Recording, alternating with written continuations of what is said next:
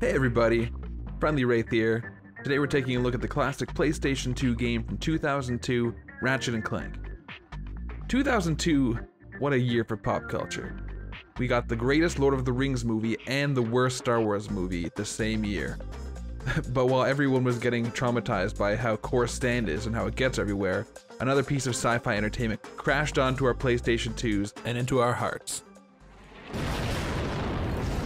Ratchet & Clank is a 3D action platformer with an emphasis on the action, developed by Insomniac, who previously gave us the beloved Spyro the Dragon series on PlayStation 1 and has been pumping out heavy hitters ever since, including the Resistance series, Sunset Overdrive, and the two most recent Spider-Man games on PlayStation 4 and 5 respectively. The game begins with one of our titular characters, Ratchet, toiling away on his desert homeworld, longing for the means to escape to the stars in search of grand adventure. But that is where the Star Wars comparison ends. Our hero Ratchet is a Lombax, which appears to be some sort of space lion man. Ratchet is a bit angsty, and for most of the plot is actually more interested in holding on to a grudge than he is saving planets from impending doom. Well, I'm done with this stupid hero stuff. I got my own agenda now. In fact, Ratchet has to constantly be convinced to do good by our other protagonist, Clank. Clank is actually a defective war robot that was created by the main villain of the game, Chairman Drek, whose evil plan it is to take all the natural resources from the galaxy by force. Drek wants to build a designer planet for his race, the Blarg, as their home planet has become uninhabitable due to pollution. Clank offers to be a key for Ratchet's starship, and yes, you do need a robot to start a ship in this universe. The robotic ignition system. If Ratchet will help Clank find the galaxy's greatest hero, Captain Quark. Ratchet and Clank set out on their journey that takes them to many different worlds.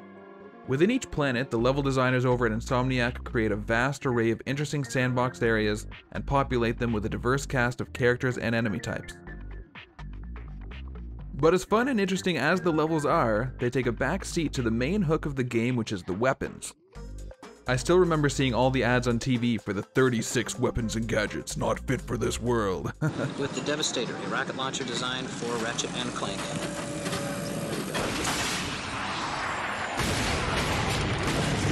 Oh, man.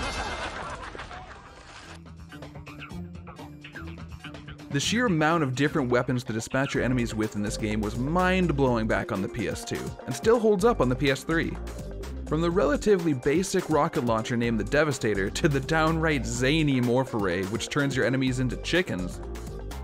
And that's not even mentioning the non-lethal gadgets Ratchet has access to, like the swing shot that sees Ratchet swinging around like Spider-Man more than a decade before Insomniac made Spider-Man games, or the Trespasser that lets you bypass locked doors by taking part in laser-based minigames.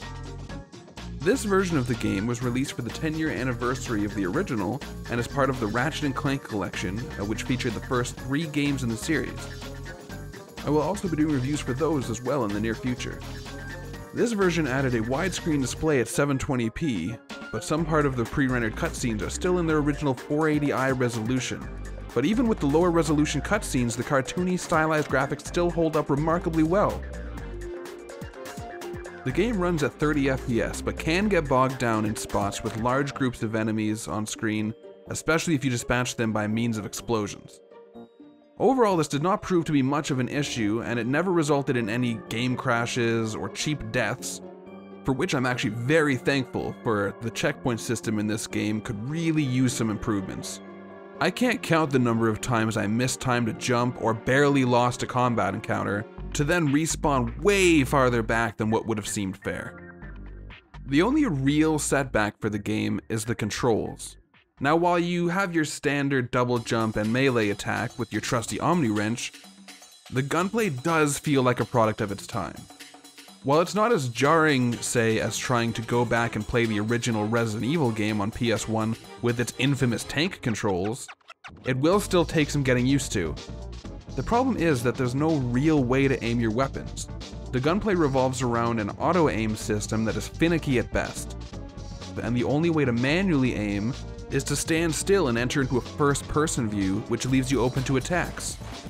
There's not even an option for strafing until halfway through the 10-hour campaign, and even then it takes away your ability to jump while using it.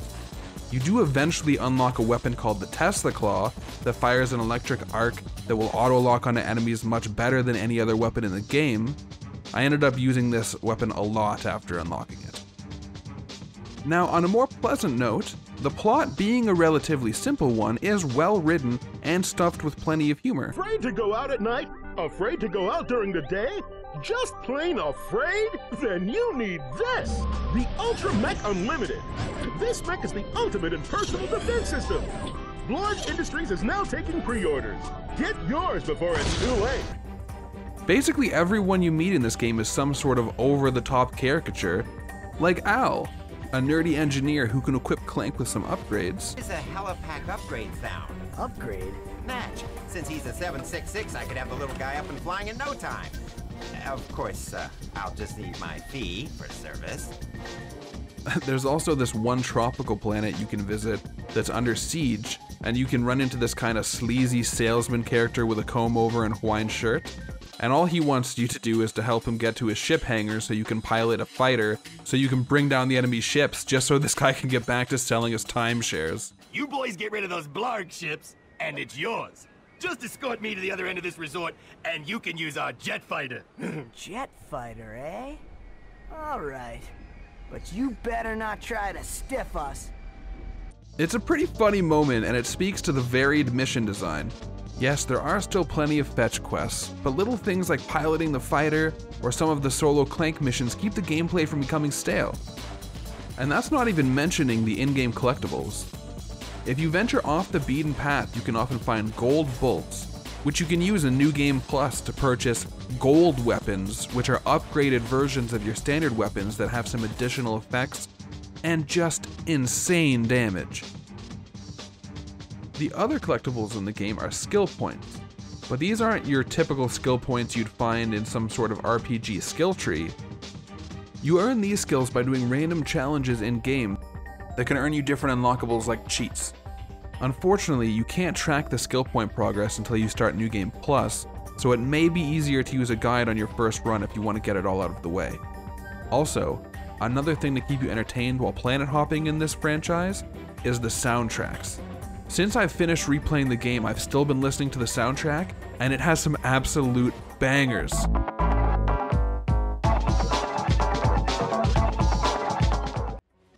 So to summarize, Ratchet & Clank is a charming game with fun-to-use weapons, silly characters, and good moment-to-moment gameplay. The controls have aged poorly, and Ratchet complains just enough to make him annoying, but there is a solid game here that acts as the door to a great franchise. For those reasons, I give Ratchet & Clank Remastered for the PS3 a 7 out of 10. So have you ever played a Ratchet & Clank game? Which is your favorite in the series? I would love to hear your thoughts and opinions in the comments down below. Thanks so much for watching, everybody. If you enjoyed the video, hit the like button, and if you're new to the channel, you can subscribe and hit the bell to be notified of my new videos. It would also be very appreciated and helps me out a bunch. If you want to come check me out over at Twitch, you can find me at friendly_wraith. I stream every Tuesday and Wednesday at 8:30 p.m. EST and Sunday at 8 p.m. EST. You can also find me over on Twitter and Instagram at friendly_wraith. We also have a community Discord full of other friendly individuals. Links are in the description. Thanks again. Keep it friendly. Thank you. Goodbye.